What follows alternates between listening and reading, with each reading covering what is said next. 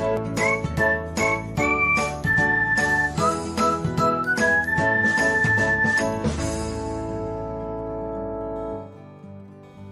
everyone, welcome back to another episode of Technologyglance.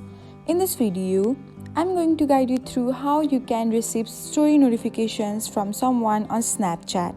So, let's get started. Watch till the end and don't forget to subscribe to Technologyglance by hitting the subscribe button and press the bell icon so that you'll never miss another update. Without further ado, let's get started. First of all, open the Snapchat app on your device.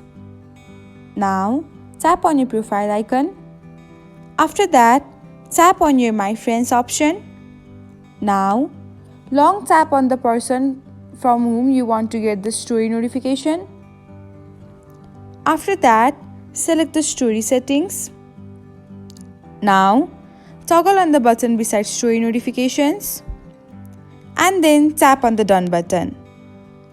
And that's it. This is how you can enable the story notifications from someone on Snapchat. Thanks for watching. If you found this guide helpful, we will love it if you hit the thumbs up button below.